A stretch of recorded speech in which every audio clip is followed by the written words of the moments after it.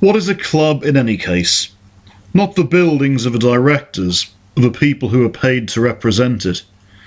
It's not the television contracts, get-out clauses, marketing departments or executive boxes. It's the noise, the passion, the feeling of belonging, the pride in your city. It's a small boy clambering up stadium steps for the very first time, gripping his father's hand, gawping at that hallowed stretch of turf beneath him, and, without being able to do a thing about it, falling in love. I'm Simon Kerins, and, I would love to be able to put my name to that quote, but it would be totally wrong, because that quote is not mine. It was coined by the late, great Sir Bobby Robson. And it was against the backdrop of that quote that I recently ventured to the NationalFootballMuseum in Manchester.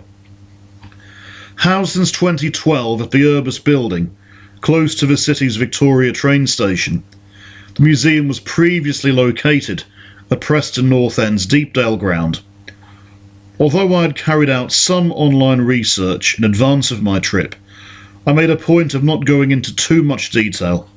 I wanted to go with an open mind and be captivated by what I saw, just like the little boy about whom Sir Bobby Robson had spoken so poignantly.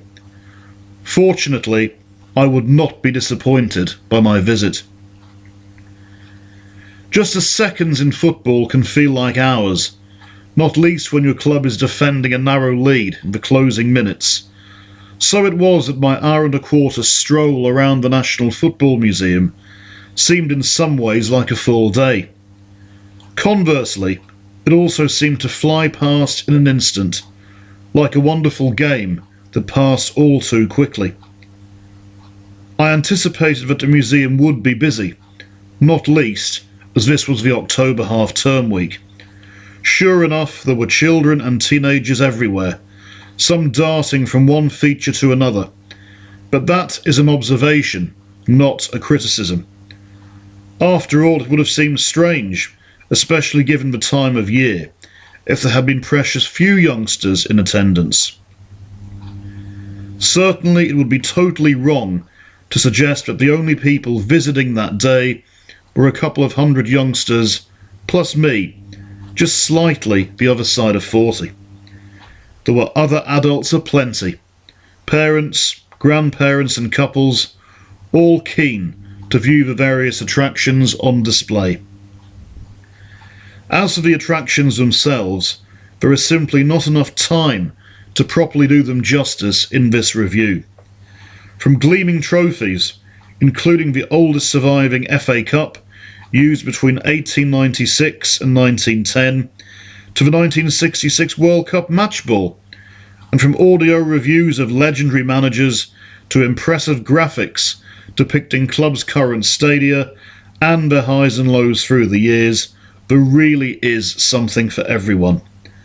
Budding commentators can take their turn in a recording booth, while, as part of a wider exhibition relating to England's 1966 World Cup win, a miniature cinema shows the celebrations in the aftermath of that momentous triumph over West Germany.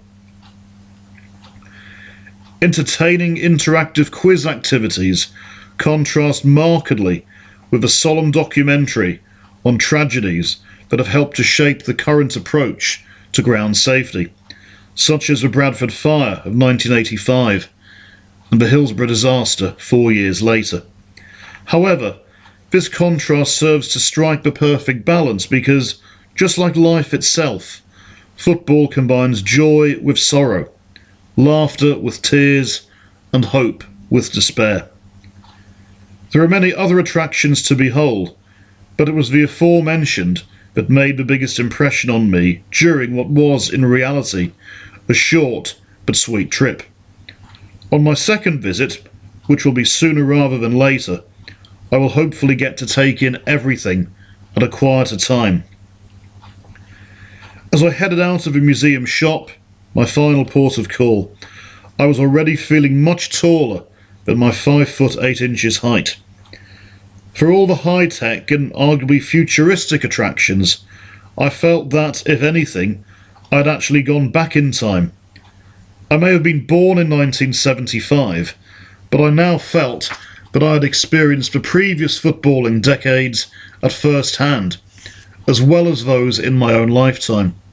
The sights and sounds of yesteryear were, for a short time at least, very much part of the present day. 33 years after taking my dad's hand and clambering up the high steps of the main stand at Upton Park, then home to my beloved West Ham, this self-confessed big kid once again felt like the small boy in Sir Bobby Robson's quote. I have no doubt that the great man, looking down from his seat in the heavenly director's box, was smiling in approval.